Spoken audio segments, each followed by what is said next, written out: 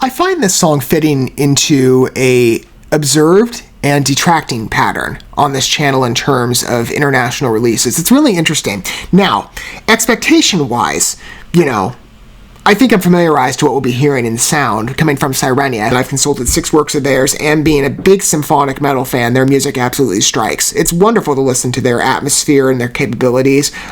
Grand presentations, quite frankly, if you're not used to them. Heavy employment, especially on the vocal side. I love Emmanuelle Sultan and her operatic tendencies, especially what was witnessed before on past coverage to Arcane Astral Aeons on Into the Night. Still one of my favorite pieces of theirs. Probably still my favorite, even though on Riddles, Ruins, and Revelations, which are presently going through, We Come to Ruin still sits as my favorite. Where will Voyage Voyage sit? Like I said, this song sits in a very interesting place presently, because I have set expectations in consulting Sirenia, right? And there's a pattern on this channel of engaging with international releases, perhaps spoken of in another language. We haven't engaged with a song that's entirely in French, and this is also a bit different in comparison to other Sirenia tracks in that this is a cover, I believe, off of a French singer, Desireless. I'm a little underexposed when it comes to France, admittedly, so this is very fresh of an experience in many regards, and I imagine this is going to be a little more impactful if you're analyzing the message if you're French, or at least you've studied the language. But for those of us who perhaps, again, can just enjoy a good tune, it'll appeal to us on that front. So, and plus in exploring, international art, it's always fun. I love being able to showcase music in a grander focus on this channel, but especially among international talents, Europe is just a wonderful site to consult quite often. And it's a developing addiction. I don't really want to leave that area of the world, admittedly, though I have covered a good selection of countries at this point, and I'm still working through many others. Let's consult Voyage Voyage. I'm going to go ahead and pull up the song. I'll also note before we begin, because I got the music video pulled up, and we'll watch that together in a second. Did I forget to specify that there's a music video? You'll be getting that as well in accordance with the song and the lyrics. I did preview Desireless's Voyage Voyage. It's an interesting French pop song. I kind of like the sound of it.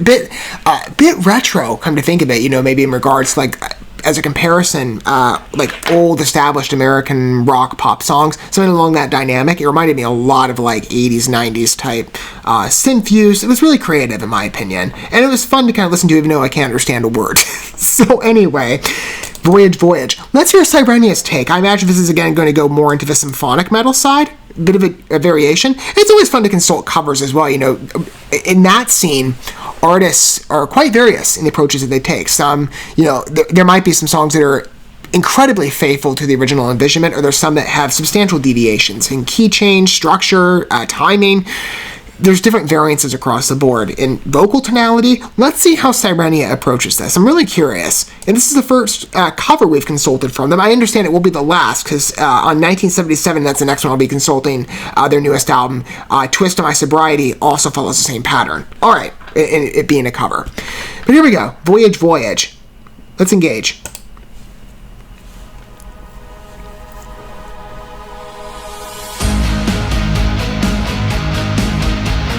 Okay. I think it's a bit faster from what I remember.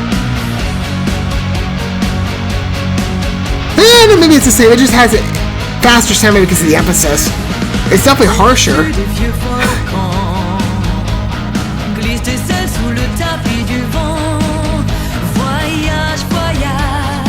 Hiya, beautiful.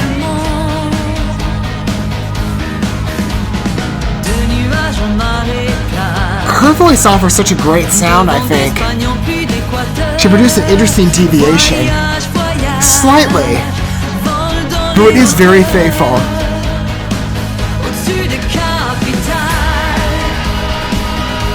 Oh, wow. Oh, I like that pattern to it.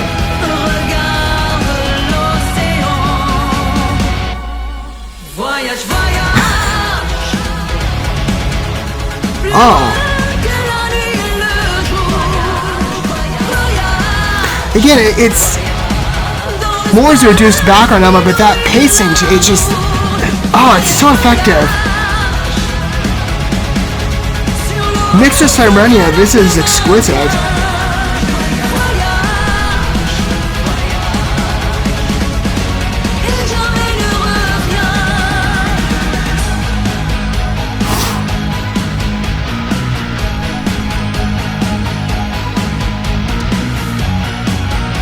appropriate throwback in time, even in the visual presence. So it is slightly reinvented, and yet it even mimics the sensibilities of like the atmosphere and the scene of which it was released. And it's in such specific elements. It's really creative to see the approach they took and how faithful it is, even beyond just the tune.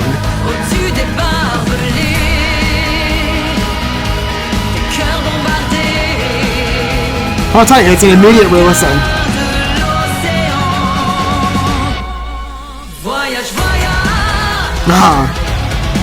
Listen to that pattern.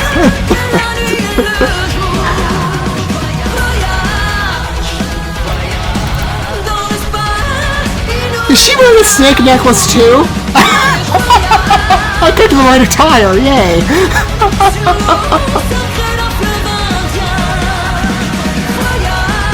I didn't pre-plan that at all.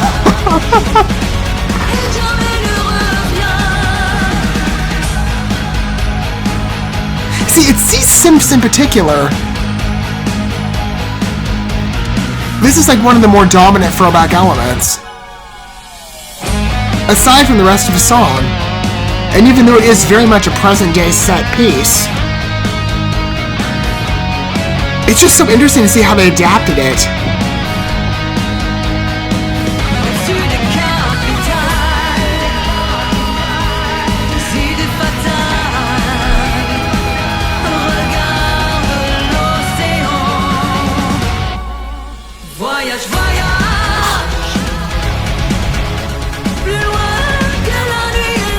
I knew it'd be strong, but...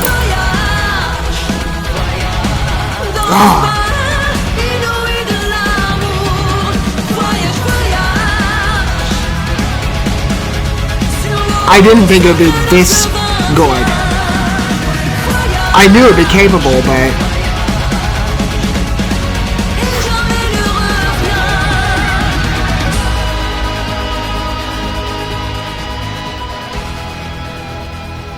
Good outro pattern too. I like when I get to say that subversion of expectations can be done well, because we oftentimes use that word in a negative or phrasing in a negative connotation, especially among cinema. Not music, though. I've said many times, there's not a piece of music I've covered on this channel that I've not liked.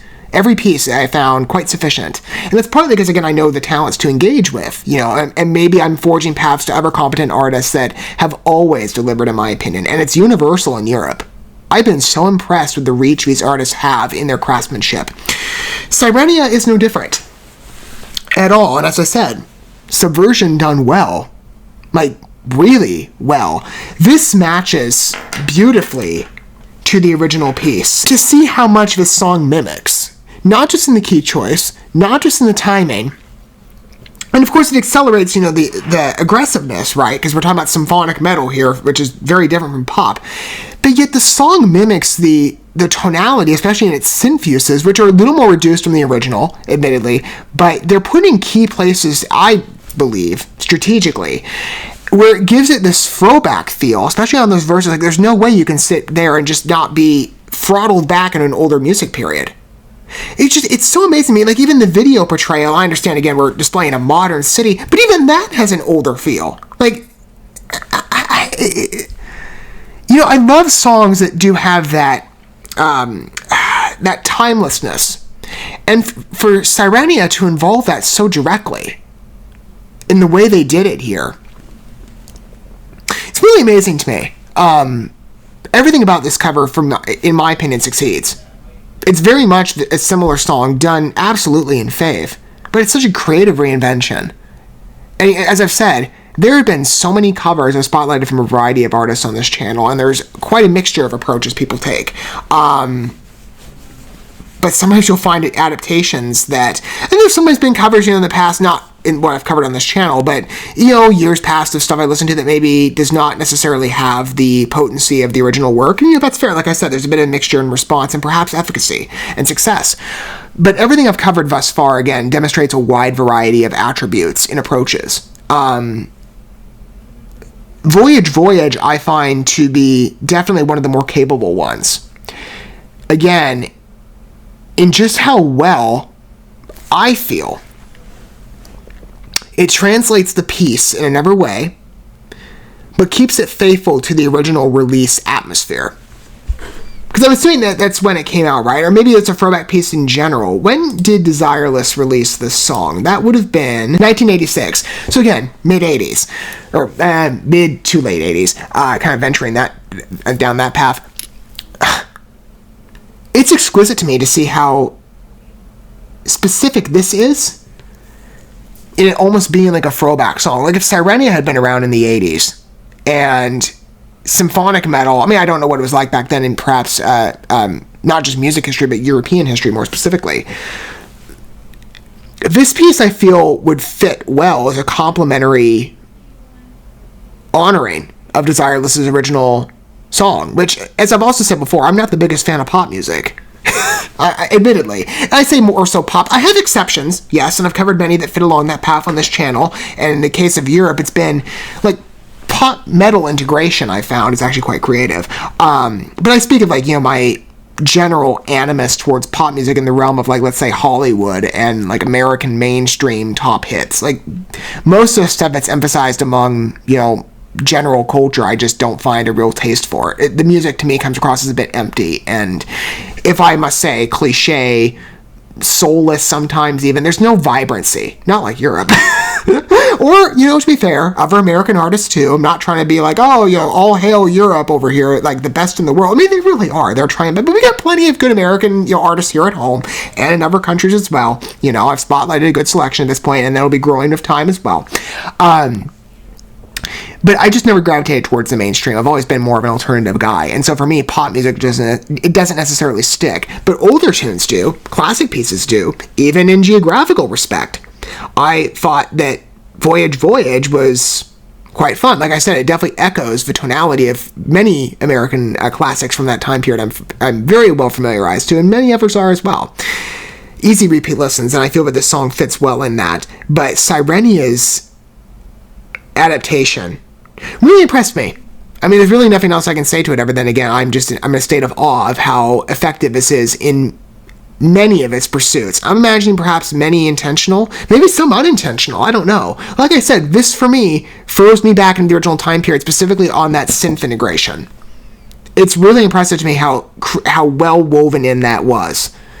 It's very precise, but it's, again, like I said, there's a reduction in presence from the original song, not in prominency, but in, you know, presence. But it's an instant. It's an obstruction that makes you. It takes you out of the present day and transports you back to a time perhaps that you weren't alive in. I was born in '97, so it's way later than the '80s. But you know, I'm used to '80s music, and this piece for me, like I said, just it's a nice rewind. And I don't know if they meant it to be that direct, but for me, I found it to that level. I mean, music affects everybody differently, for sure, right? But that was an experience. And that was definitely one of the more triumphant covers that I've had the pleasure of covering on this channel. My best of regards to Sirenia on that. It is a wonderful piece. I mean, again, like I said, I knew Sirenia would deliver, right? I've consulted about 7 works now in total, and all have been great. And being a big symphonic metal guy, knowing Morten Wieland's talents, and being introduced to the other artists as well, including the percussionist, I don't know the name of the moment, Niels Corberone, and I think it's how you pronounce his name, I apologize if it's not, and Emmanuel Sultan as their triumphant vocalist, and I love operatic metal. And we, like I said, have the same taste in jewelry, unbeknownst to me. That's funny, I love this one. I know this was like it's a nice piece, it's a Walmart purchase, but I'm like, yeah, I have a thing for jewelry. Anywho, that was funny. I like it. Voyage Voyage. Wonderful tune again from them as always. Wonderful addition to cap off our journey thus far into Riddles, Ruins, and Revelations. And of course, as I said, I'll be making my way through the album in its entirety, probably on my own. You know, I give a good selection of coverage to their works, which I truly intended to. And it was a pleasure to take that journey with you. And of course, this is not, the end for Sirenia as far as this channel is concerned. I've got another one incoming and perhaps future developments as well, but presently one more for the newest album, 1977. So we'll reconvene for that. But presently, I'd love to hear what your thoughts were on Voyage Voyage, whether you're a longtime Sirenia fan or perhaps this is going to be a first introduction to you. Maybe you're very familiar with the Desireless song and you've been a fan of it for many years. How did you feel this adaptation mastered its homage? I'd love to hear your opinion again if you wish to disclose your perspective down below. I thought it was very interesting, quite dynamic, deeply transformational, but still faithful at the same time, in many more ways than I originally thought it would be. Like, you think, a cover is going to be sufficient, but then the artist does something that totally transforms your senses, right? Like I said, positive subversion of expectations. I didn't expect a throttle back to the 80s. Not so directly. I knew perhaps to a semblance, maybe an energy, because it's echoing the same song of the, released in that time period, but that synfuse, it's just so specific to me. I'm still getting over it. It's quite good. I like the piece a lot. It's a great adaptation. I'm sure that Desireless will be proud. Thank you so much for watching this video. Before you bounce, feel free to drop a like and comment, subscribe to this channel with a ding on the bell, and share this video with your friends. And consider checking out the description here. There you'll find links to my other channels, as well as addresses to my other social media accounts and ways you can help support my work if you feel so inclined. May God bless you, and looking forward to when our paths cross again.